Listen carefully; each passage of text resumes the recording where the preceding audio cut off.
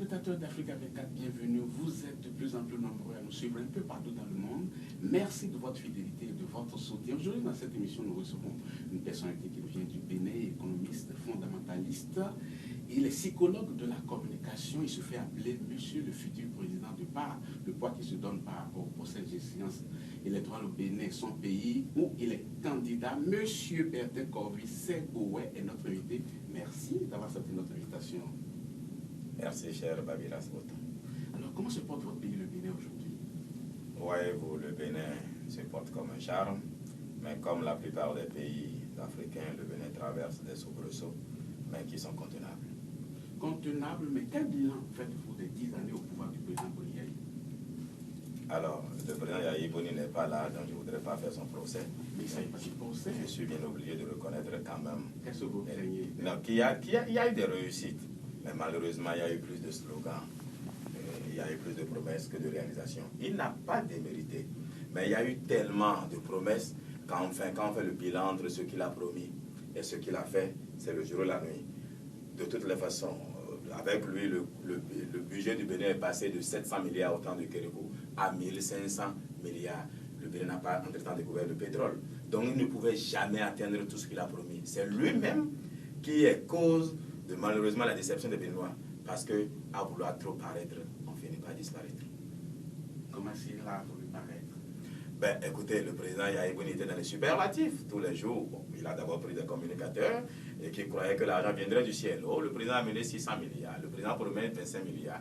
Donc, trop de promesses ont tué sa gouvernance. Il n'a pas démérité, c'est-à-dire tout sur restant égal. Par ailleurs, il a eu des succès. Mais malheureusement, quand on tient compte de ses promesses, de ses propos, ben, le peuple est déçu parce que le peuple s'attendait à un miracle qui n'aura jamais lieu. C'est ce que vous avez fait que vous récoltez. Ben, on ne peut pas avoir une récolte qui ne soit pas en fonction de ce qu'on a semé. Donc, ce qu'on a semé a donné des fruits. C'est vrai, il y a eu des réalisations. Mais quand on entend le leitmotiv de je veux faire ci, je veux faire de Cotonou, Washington, je veux faire de Commun, New York, je veux faire de ceci, la Suisse, ça a tué sa gouvernance. Trop de promesses ont tué la gouvernance. Pour la prochaine élection présidentielle, on a noté quand même 48 candidatures, au nom desquelles de grands absents, hein, surtout la classe politique traditionnelle. Comment est-ce que vous avez accueilli cela? Bon, ça ne devrait pas surprendre les Béninois, parce que depuis 90, ben, voici un pays qui a 200 partis au moins, si je ne veux pas aller dans les 300, mais les partis régulièrement enregistrés, il y a au moins 200 pour 10 millions de population. Un fichier électoral qui fait à peine 5 millions d'électeurs, 200 partis politiques. Comment attendez-vous qu'un parti politique puisse donner un candidat? Non. Malheureusement, les partis politiques au Bénin, c'est comme des paniers à crabes où les uns empêchent les autres de monter.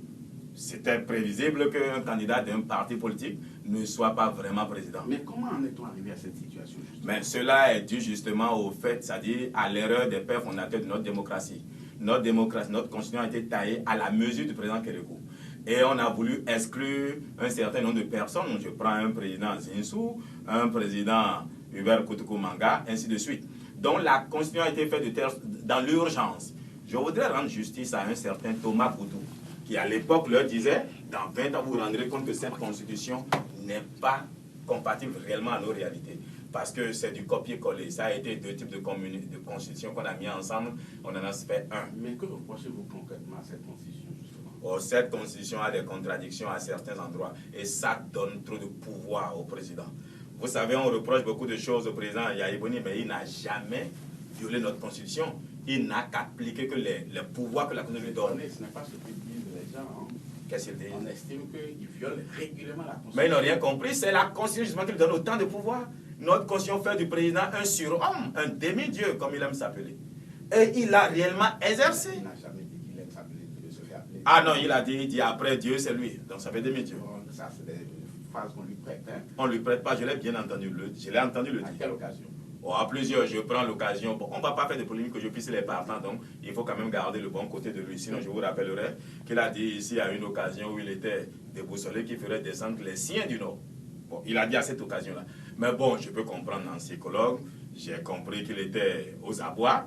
Et ce n'est plus le président qui s'exprimait, c'était le citoyen. Mais vous n'avez pas répondu à ma question. Je demandais comment est-on arrivé à une situation où on a une pléthore de candidatures, de partis politiques. Et vous avez voulu répondre en parlant du président, de la Constitution qui donne beaucoup de pouvoir. Bon, alors, le problème est déjà celui-là. Quand vous avez 200 partis politiques, Oui.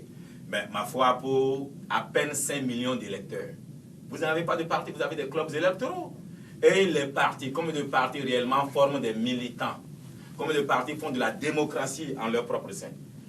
Prenons l'histoire. Le président Kérékou, enfin Soglo, a été élu sans parti en 92, n'est-ce pas? Eh bien, alors, après le président Kérékou, ben, lui aussi, sans parti. Le président Yaïbouni, sans parti. En réalité, la structure de la politique au Bénin ne favorise pas l'ascension d'un candidat venant d'un parti politique.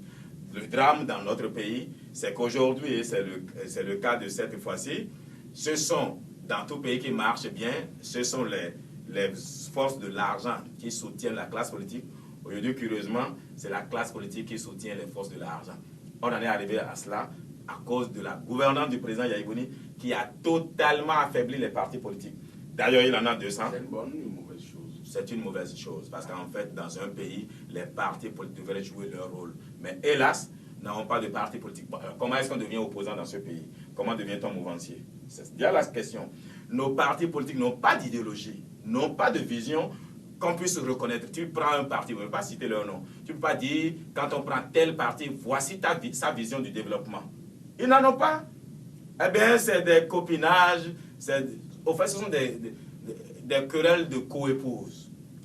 On devient opposant, aujourd'hui on devient mouvancier. Bon, je voudrais... Regardez-les, vous verrez comment on change de camp et on parle de gauche à droite. Monsieur Bertrand Corvu, on va évoluer dans cette émission. Aujourd'hui, il y a plusieurs candidatures, comme je l'ai dit. Mais il y a une candidature qu'il faut focaliser quand même beaucoup d'ardeur. Celui que certains appellent à tort ou à travers le favori de cette élection.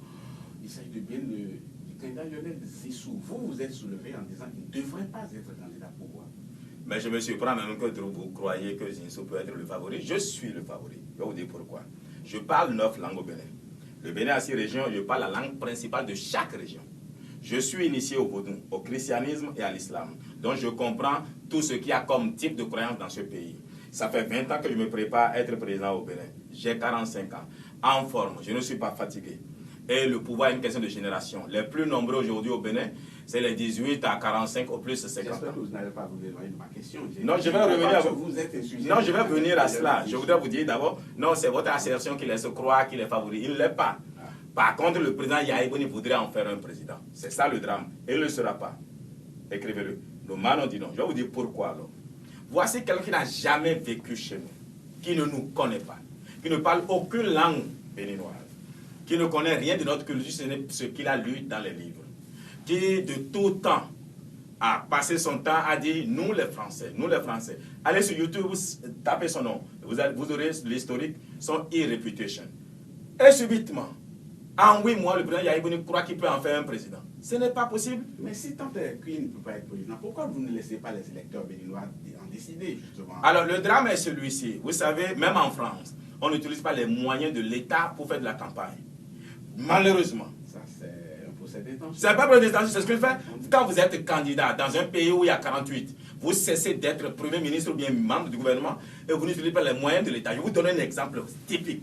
Le ministre de l'Intérieur, Placide Azandé, contre qui je n'ai rien, mais c'est le système qui le lui permet, va faire ouvertement campagne pour un candidat. Vous trouvez ça normal, vous? Le président de la République, le président Yaïbouni, va dans les villages, lance des travaux qui n'ont pas de financement et dit à nos populations que si vous ne prenez pas un tel, c'est-à-dire Lionel Zissou, cela n'aura pas de financement. C'est une escroquerie, mais cela ne se passera pas. Ce n'est pas de l'intention, je dis. La phrase que vous venez de dire, est-ce que le président Yaïbouni l'a prononcée? Même si vous voulez.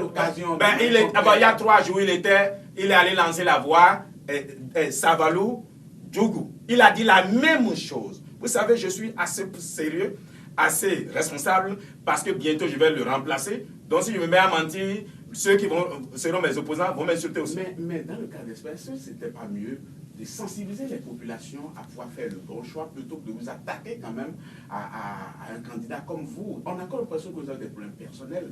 Non, si j'avais un problème personnel avec Zissou, oui, j'ai un problème personnel avec lui, mais celui-là, ce n'est pas sa candidature. C'est son soutien au franc CFA, qui est la moitié de notre appauvrissement. Voici une monnaie qui nous donne une capacité d'importation. L'arrimage automatique du franc CFA à l'euro nous donne une capacité à importer. C'est d'ailleurs là le drame de la Grèce. Et j'ai souvent dit à mes amis grecs, si vous voulez construire une économie chez vous, sortez de l'euro, ayez une monnaie faible. Quand une monnaie, est-ce que vous savez que le CFA, de par son aménage à euro, a une valeur plus élevée que le yuan chinois, deuxième économie du monde. Donc s'il y a un problème particulier avec Zinsou, c'est celui-là. Mais maintenant, ce n'est pas contre Zinsou que j'ai un problème. J'ai un problème contre le président Yaya Boni, qui n'a pas compris, qui a oublié que lui-même, pour être candidat, en 2006, a dû démissionner de la BOAD. ABT, Abdoulaye Biotchane, a démissionné de la BOAD pour être candidat. Comment ça se fait qu'il utilise les moyens de l'État au profit d'un candidat à une élection où nous sommes tous candidats? Mais écoutez, mais moi, puisque notre constitution le permet, le Béninois, le président béninois prête serment au nom de Dieu et des mânes de nos ancêtres. Je lui ai donné 7 jours pour qu'il libère M. Zinsou afin qu'il puisse vaquer librement à sa candidature. Mais il y a des institutions au Bénin qui réglementent tout cela, non? Oui, mais si les institutions ne s'auto-saisissent pas, vous voulez quoi? Les institutions. Je vous ai dit que notre constitution fait du président un demi-dieu, donc il a de l'autorité sur ces institutions. Au demeurant, le président Yaya Boni a prêté serment au nom de Dieu et des mânes de nos ancêtres. J'en ai recouru à ces mânes-là pour faire la justice, pour recadrer le fair play de cette candidature-là. Moi, je ne permets pas, je ne m'explique pas qu'un candidat puisse utiliser les moyens de l'État. Il est allé briser, casser, enfin faire un mauvais atterrissage avec l'hélicoptère de nous tous. Mais oui, mais si il allait faire... Oui, ça c'est vrai. Il est allé faire campagne. Mais comment est-ce que vous pouvez dire qu'il allait faire campagne? Mais puisqu'on est allé le présenter, j'étais là ce jour. Écoutez-moi, j'étais là. Le jour où il est venu à Djougou. Oui. Je vous dis, il est venu pour la Gani. La Gani est une fête culturelle. Et le président Yaya Boni, dans son ignorance, et ceux qui sont en politique dans leur ignorance, ont fait de lui le parrain. Alors que la Gani, le parrain de la Gani, ce sont les anciens rois qui sont déjà morts. Mais les rois n'ont pas voulu qu'il atterrisse. Donc il était à 1 mètre quand l'hélice a touché le mur et il a eu un mauvais atterrissage. Ne vous éloignez pas de la question, je demande. On se trouve dans cet atterrissage, il y a le fait d'aller faire campagne avec les moyens de l'État. Mais ne devrait-il pas, en tant que Premier ministre, se rendre là-bas?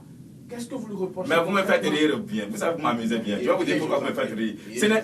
La Constitution béninoise n'a pas un poste de Premier ministre. Donc il n'en est pas un. C'est anti-constitutionnel. Attendez, c'est le débat. Non. Déplacez le débat. Non, je ne dis pas le débat. Laissez-moi venir. C'était un simple ministre. C'était un simple ministre. Voilà, le ministre de la Culture aurait été justifié.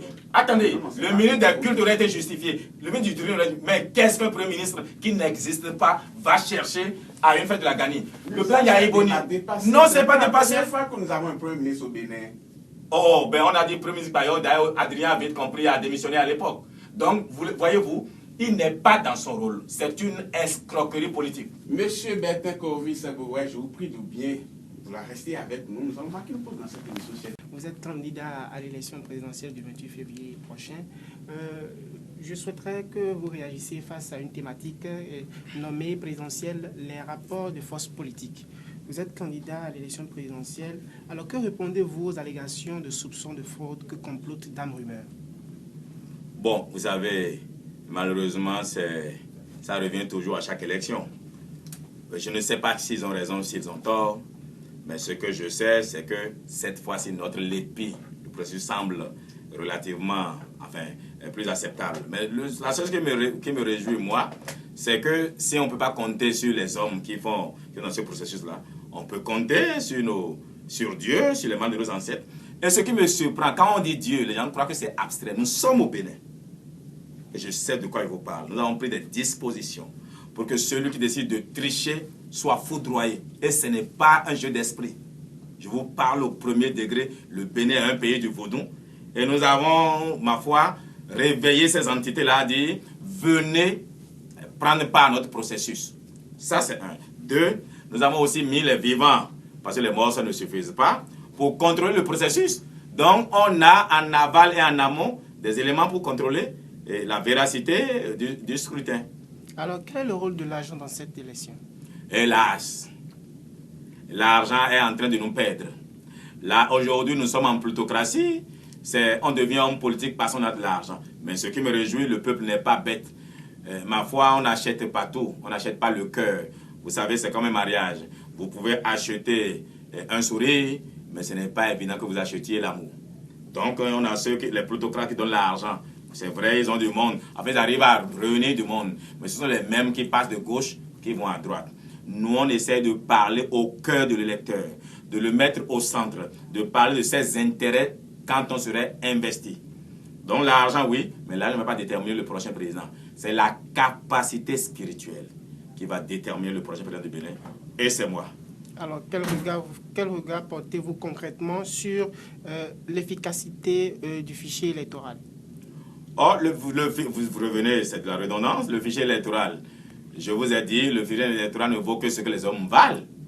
Ben, nous avons foi que ceux qui sont à la Sénat vont bien faire leur travail. On a foi que la Cour va bien faire son travail. Mais le travail se fait d'abord même dans le bureau des électeurs. Donc, nous mettons des garde-fous là-bas pour contrôler, pour surveiller. Maintenant, comme je vous dis, et ma foi, nous allons faire en sorte que ce ne soit pas seulement les vivants qui s'occupent de notre processus. Notre constitution dit que le président prête serment au nom de Dieu et des mânes de nos ancêtres. J'ai décidé de mêler ces mânes-là, cette fois-ci, à notre vie publique.